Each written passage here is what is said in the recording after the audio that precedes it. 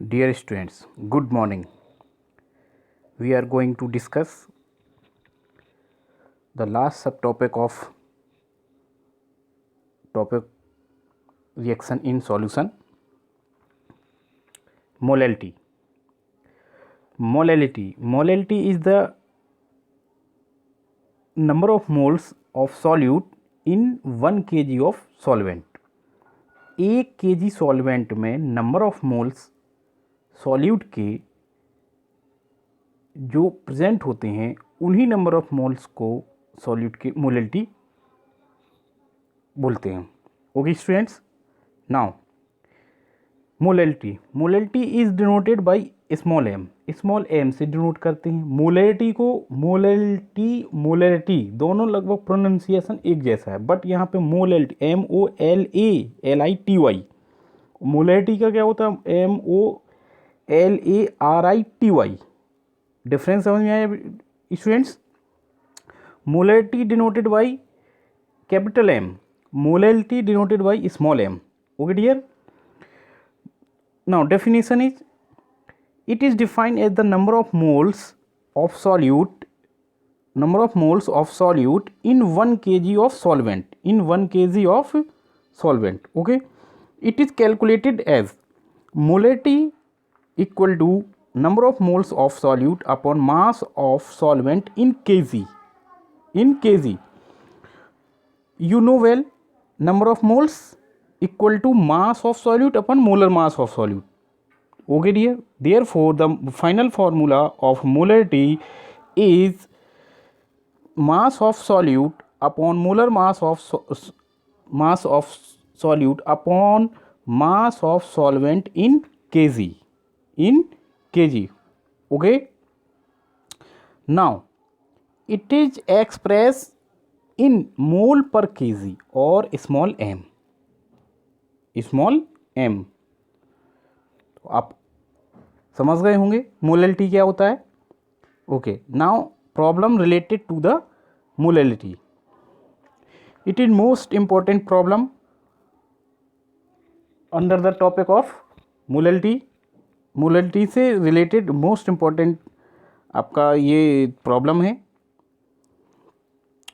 The density of 3m solution of NaCl is 1.25 gram per ml.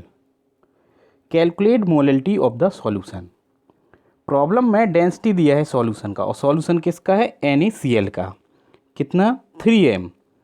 And molality दिया है, density of 3m solution means 3m molality दिया है. Molality कितना है solution का? 3m. Density कितना है सॉल्यूशन का? 1.25 ग्राम.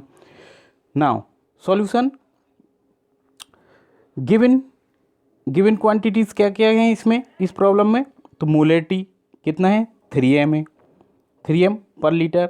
डेंसिटी कितना है? डेंसिटी ऑफ सॉल्यूशन कितना है? 1.25 gram per ml. Okay, find क्या करना है? Molality equal to question mark. तो मास ऑफ, सबसे पहले हमें मोलैलिटी फाइंड करने के लिए हमें क्या चाहिए? मास of solute, molar mass of solute and mass of solvent in kg. 3 चीज़ें हमें चाहिए, 3 क्वांटिटी हमें मोलैलिटी फाइंड करने के लिए चाहिए. Okay dear, now mass of NaCl in 1 litre. यहाँ पे सॉल्यूट क्या है? NaCl. तो NaCl का मास पता चल जाए. NaCl का मोलर मास हम जानते हैं, और सॉल्वेंट का मास अगर हम फाइंड कर लें प्रॉब्लम से, तो हम मोलैलिटी को फाइनली फाइंड आउट कर सकते हैं. Okay, now mass of NaCl equal to molality into molecular weight. किसी भी सॉल्यूट का अगर हमें मास निकालना है, उसकी मोलैलिटी दी है, मोल्स दिए हैं, तो मोल्स इनटू मॉलिक्यूलर वेट उसका मास आ जाएगा. तो मोल्स कितने दिए हैं? 3m. मोलर मास या मॉलिक्यूलर वेट कितना होता है NaCl का? 58.5. You know well, 58.5. Okay, multiply करेंगे तो मास ऑफ NaCl कितना आएगा? 175.5 gram. Okay dear, okay. Now mass of solution, mass of solution, mass of solution कैसे आएगा? डेंसिटी से आएगा। कहाँ से आएगा? डेंसिटी।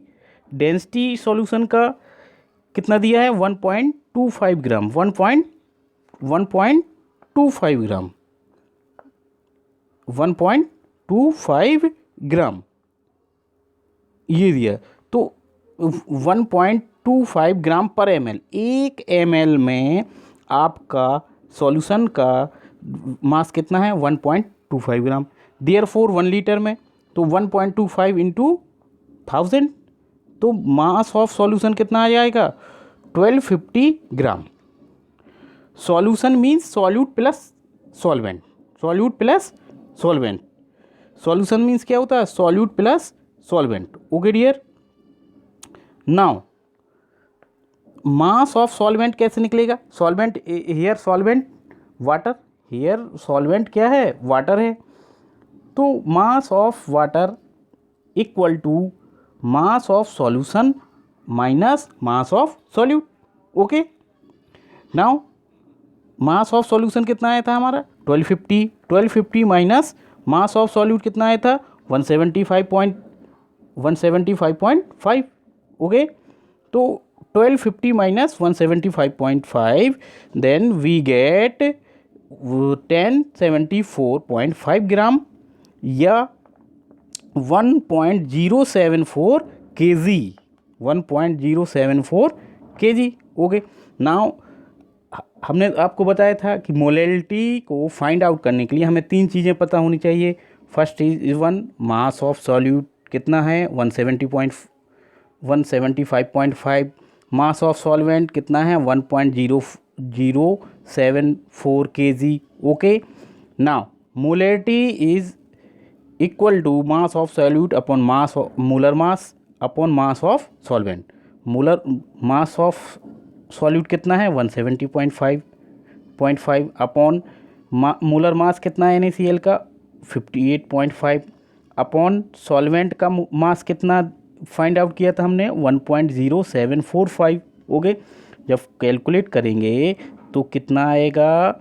ये आएगा, मोलैलिटी आ जाएगी आपकी 2.791 m या मोल पर kg। ओके डियर, तो I hope that you understand well the problem. Now most important point of the topic is molarity is the most reliable method to express concentration of solution. जो molality होती है वो सबसे reliable method होती है concentration को express करने के लिए, because it involves mass of solvent. ये मास को इन्वॉल्व करती है, वॉल्यूम को इन्वॉल्व नहीं करती है। किसको इन्वॉल्व करती है? मास को इन्वॉल्व करती है। Mass is independent of temperature, और मास क्या होता है? टेम्परेचर पर डिपेंड नहीं करता है। टेम्परेचर चाहे हम डिक्रीज करें या इंक्रीज करें, हमारा मास वही रहेगा। बट वॉल्यूम क्या होता है? टेम्परेचर पर डिपेंडेंट होता है। अगर हम टेम्परेचर राइज करेंगे, इंक्रीज करेंगे तो वॉल्यूम बढ़ेगा। अगर टेम्परेचर डिक्रीज करेंगे तो वॉल्यूम क्या होगा? हमारा डिक्रीज होगा।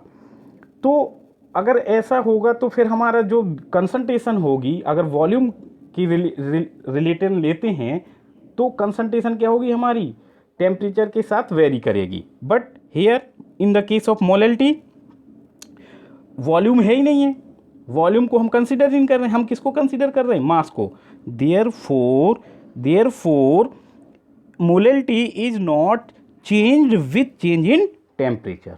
Okay, therefore molality is the most reliable method to express concentration of solution.